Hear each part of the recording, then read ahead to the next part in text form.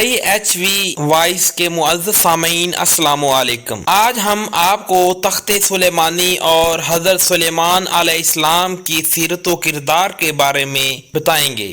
جب حضرت سلیمان علیہ السلام بادشاہ بنے تو آپ نے ایک نہایت عالی شان اور پرتکلف مکان بنوایا جس کا رقبہ 36 کوس تھا۔ اس مکان کو سونے چاندی کی اینٹوں سے بنایا گیا جس کی دیواریں اور چھتوں پر یاقوت اور زمرد جڑے ہوئے تھے۔ پھر اس مکان کے اندر آپ نے اپنے لیے ایک شاندار تخت بنوایا جس کی لمبائی 3 کوس تھی۔ سارا تخت ہاتھی دانت سے بنایا گیا تھا جو لال، فیروزہ، زمرد جیسے پتھروں سے مزین تھا اور اس کے چاروں طرف سونے کی اینٹیں لگی ہوئی تھیں۔ تخت کے چاروں کونوں پر ایسے درخت تھے جن کی ڈالیاں بہت ہی خوبصورت تھیں اور ہر ڈال پر ایک طوطی اور طاؤس بنا کر ان کے پیٹ کے اندر مشک بھر دیا گیا تھا۔ ان درختوں کے گوشے انگوروں کی طرح تھے۔ اس تخت کے نیچے اور دائیں بائیں 1000 سونے کی کرسیاں لگائی گئی تھیں جن پر لوگ بیٹھتے تھے۔ ان کے پیچھے جنوں اور انسانوں میں غلام کھڑے کیے گئے تھے۔ یہ تخت جنات نے بنایا تھا جو آپ کی رعایا تھی۔ جب حضرت سلیمان علیہ السلام تاج شاہی سر پر رکھ کر اس عظیم الشان تخت پر قدم رکھتے تو ان کی ہیبت سے تخت اس وقت حرکت کرنے لگتا اور طوطی طاؤس بھی اللہ کے حکم سے اپنے پر پھیلا دیتے جن سے مشک وغیرہ کی خوشبو نکلتی تھی۔ اللہ تعالیٰ کے فضل سے حضرت سلیمان علیہ السلام ہر جانور کی بولی اچھی طرح سمجھتے تھے۔ جب آپ تاج شاہی سر پر رکھتے تو تمام پرندے تخت کے اوپر معلق ہو جاتے اور آپ کے سر پر سایہ کرتے تھے۔ جس مکان میں تخت سلیمانی تھا اس میں کئی محرابیں تھیں جہاں عابد و زاہد لوگ بیٹھ کر عبادت الہی کرتے تھے۔ حضرت سلیمان علیہ السلام ہمیشہ اللہ تعالیٰ کی ان نعمتوں کا شکر ادا کرتے اور ہر وقت اللہ تعالیٰ سے مناجات کرتے رہتے تھے۔ آپ پورے عجز و انکسار کے ساتھ اللہ کے حضور یہ دعا کرتے تھے، یا الہی میں درویشوں کے ساتھ بھی شامل ہوں اور بادشاہوں کے ساتھ بھی۔ صرف یہی نہیں بلکہ میں پیغمبروں میں سے بھی ہوں۔ اے میرے مالک، میں تیری نعمتوں کا کہاں تک شکر ادا کروں۔ اللہ تعالیٰ نے ہوا کو حضرت سلیمان علیہ السلام کے تابع کر دیا تھا۔ جب آپ اپنے عظیم الشان تخت پر بیٹھ کر تخت کو چلنے کا حکم دیتے تو تخت اتنی تیز رفتاری سے چلتا کہ آپ ہزاروں کوس کا فاصلہ چند منٹ میں طے کرتے۔ آپ صبح کو ایک شہر اور شام کو دوسرے شہر میں ہوتے تھے۔ آپ کے باورچی خانہ کے لیے جنات نے بڑی بڑی پتھر کی دیگیں بنائی ہوئی تھیں جنہیں بادل پانی سے بھر دیتا۔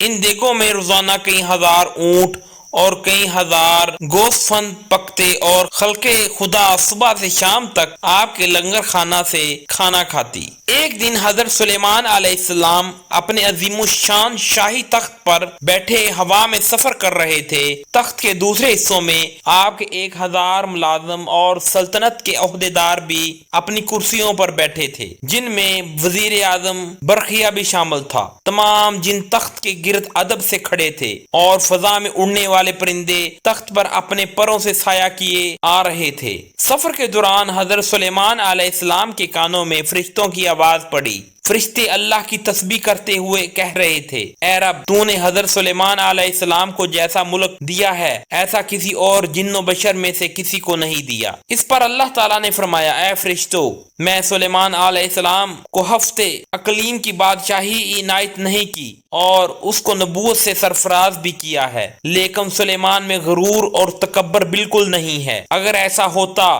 تو میں ان کو ہوا پر لے جا کر زمین پر ڈال دیتا اور پھر ان کو نیست و نابود کر دیتا۔ حضرت سلیمان علیہ السلام نے یہ کلام سنا تو فوراً اللہ کے حضور سجدے میں گر گئے اور اس کی نعمتوں کا شکر ادا کرنے لگے۔ ہوا نے ان کے تخت کو زمین پر اتارا جہاں چونٹیوں کی بستی تھی۔ تخت سلیمانی کو دیکھ کر چونٹیاں خوفزدہ ہو گئیں۔ اس واقعہ کا ذکر قرآن پاک میں بھی بیان کیا گیا ہے، یہاں تک کہ جب سلیمان علیہ السلام چونٹیوں کے میدان میں پہنچے تو ایک چونٹی نے کہا، اے چونٹیوں، گھس جاؤ اپنے گھروں میں تاکہ تم کو نہ پیس ڈالے سلیمان اور اس کا لشکر اور پھر ان کو خبر بھی نہ ہو۔ یہ چونٹی اپنی قوم کی سردار یعنی شاہ مور تھی۔ اس کی بات سن کر حضرت سلیمان علیہ السلام مسکرائے اور انہوں نے شاہ مور کو اپنی ہتھیلی پر رکھ کر پوچھا، اے شاہ مور، تم نے اپنے لشکر سے یہ کیوں کہا کہ سلمان آ رہا ہے؟ اور تم اپنے غاروں میں گھس جاؤ، تم نے اس سے پہلے میرا کیا ظلم دیکھا ہے؟ شاہ مور نے کہا، اے نبی علیہ السلام،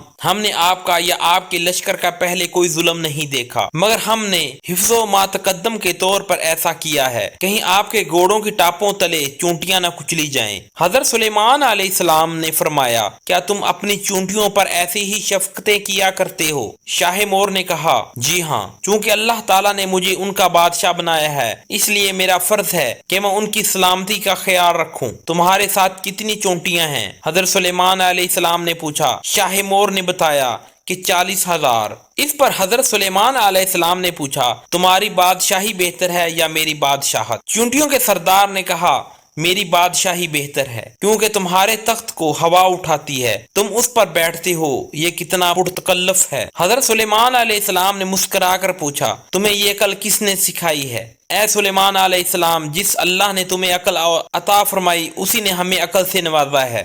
شاہ مور نے جواب دیا، اگر آپ اجازت دیں تو میں آپ سے چند مسائل پوچھوں۔ حضرت سلیمان علیہ السلام نے کہا، تو کیا پوچھنا ہے تمہیں؟ شاہ مور نے کہا، اے سلیمان علیہ السلام، تم نے اللہ تعالیٰ سے سوال کیا تھا، اے پروردگار، مغفرت کر میری اور بخش مجھ کو ایسا ملک کہ نہ لائق ہو کسی کو میرے پیچھے۔